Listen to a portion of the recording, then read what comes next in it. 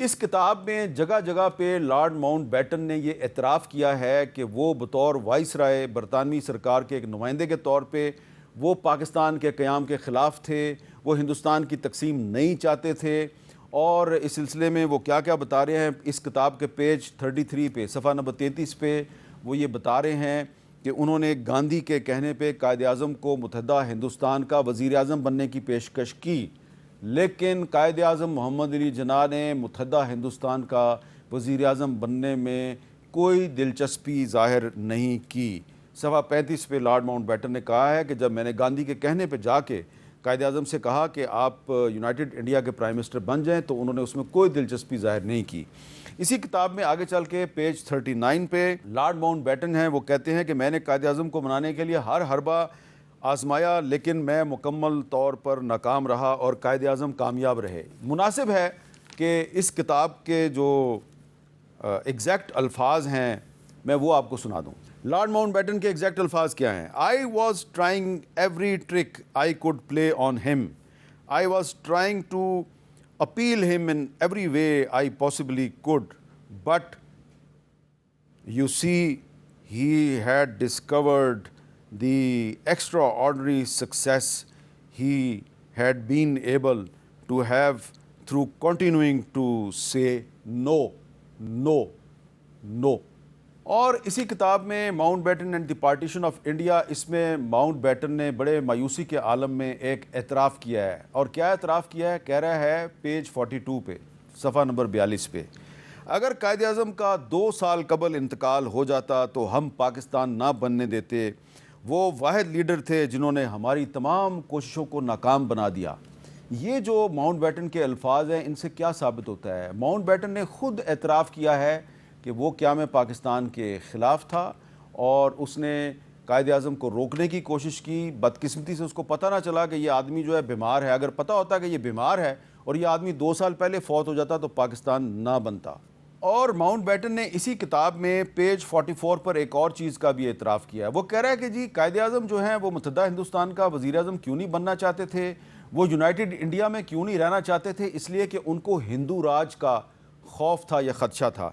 कायद-ए-आज़म मोहम्मद अली जिन्ना भारत का हिस्सा बनने से इनकारी थे। उन्होंने मुझे वाज़े कर दिया कि मैं सब कुछ खो सकता हूँ लेकिन हिंदू राज का हिस्सा नहीं बनूंगा। इसका मतलब है कायद-ए-आज़म को यकीन था कि कांग्रेस जो है वो यूनाइटेड इंडिया में एक हिंदू राज कायम करेगी, वही हिंदू राज जो आज आपको इंडिया में नज़र आ रहा है। और इसीलिए आज वहाँ पे मुसलमानों पर, क्रिश्चियंस पर, सिखों पर, सब पर ज़मीन तंग है। आप ज़रा सोचें और कायद-ए-आज़म मोहम्मद अली जिन्ना को दुआएं दें कि जिन्होंने 1947 में हर लालच, हर ऑफ़र को ठुकरा दिया, आपको पाकिस्तान बना कर दिया, वरना आज यूनाइटेड इंडिया में आपके साथ भी वही कुछ हो रहा होता जो इंडिया में मुसलमानों, क्रिश्चियन और सिखों के साथ हो रहा है। और फिर पेज 49 पे जो लॉर्ड माउंटबेटन है उसने फिर ये कहा है कि मैं एतराफ़ करता हूँ कि कायद-ए-आज़म मोहम्मद अली जिन्ना के सामने मैं नाकाम हो गया।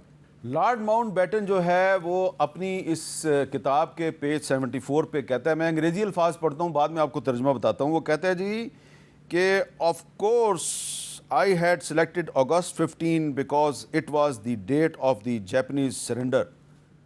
लॉर्ड माउंटबेटन जो है वो कह रहा है कि उसने 15 अगस्त को इसलिए सिलेक्ट किया यौम आज़ादी के तौर पर कि ये जापान की जो इत्तेहादी फ़ौजों के सामने सरेंडर की तारीख़ थी। वो कह रहा है मैंने 15 अगस्त का दिन आज़ादी के लिए इसलिए मुंतखब किया कि ये जापान के ख़िलाफ़ हमारी फ़तह का दिन था।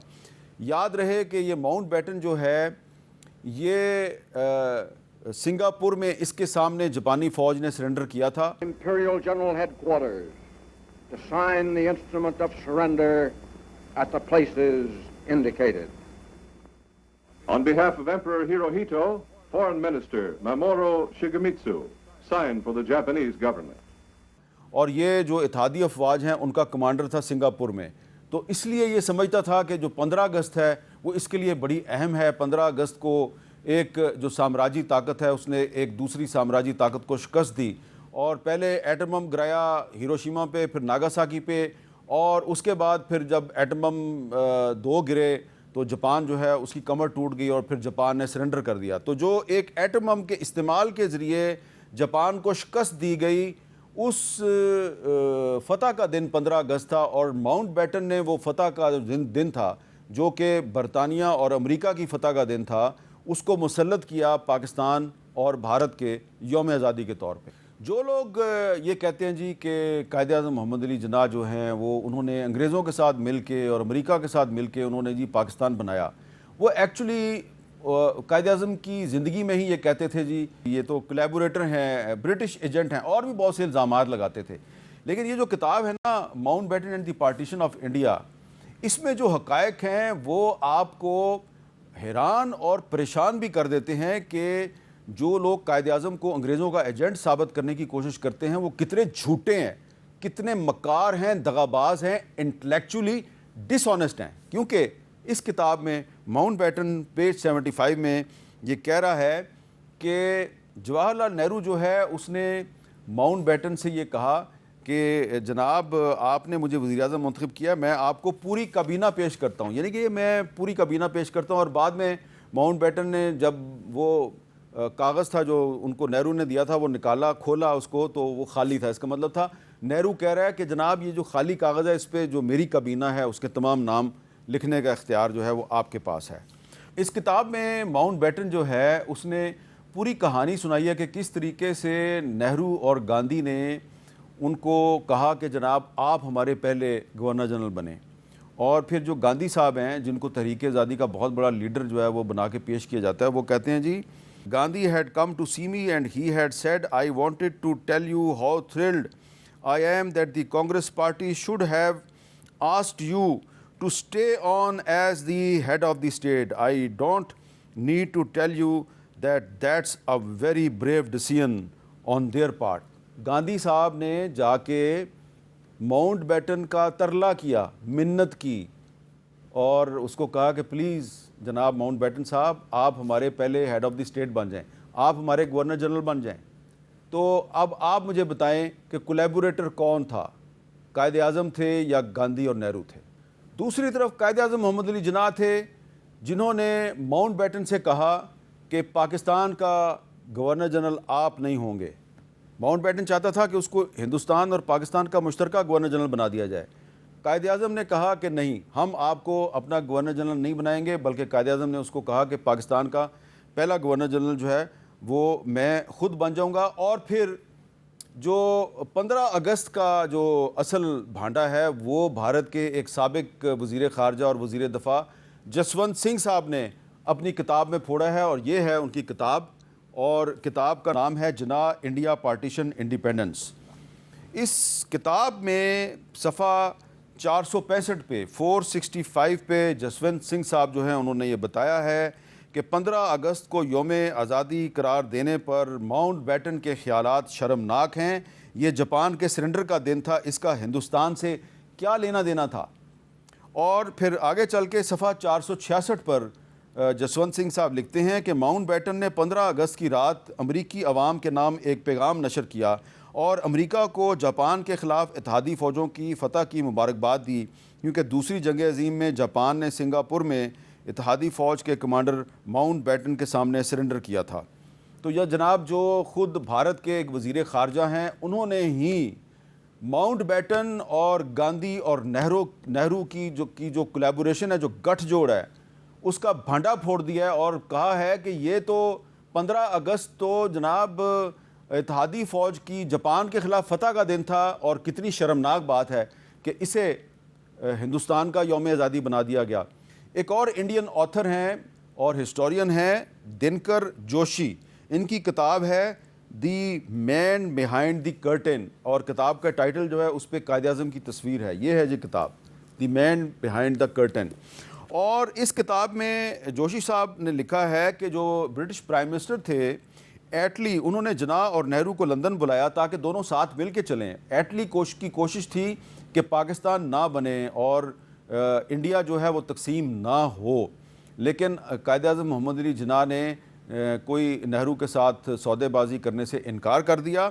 और इस किताब के सफ़ा 315 पे दिनकर जोशी साहब हैं, उन्होंने लिखा है कायद-ए-आज़म मोहम्मद अली जिन्ना जो हैं वो फिर लंदन से जब वापस आ रहे थे तो काहिरा में उन्होंने जो मिस्र का एक शहर है, काहिरा में उन्होंने एक कॉन्फ्रेंस से ख़िताब किया और उस खिताब में जब वो तकरीर कर रहे थे तो वहाँ पे मुफ्ती आज़म फ़लस्तीन मुफ्ती अमीनुल हसानी और अख़वानुल मुस्लिमून के एक रहनुमा थे हसन अल बना, उन समेत बहुत से आलम इस्लाम के लीडर वहाँ मौजूद थे।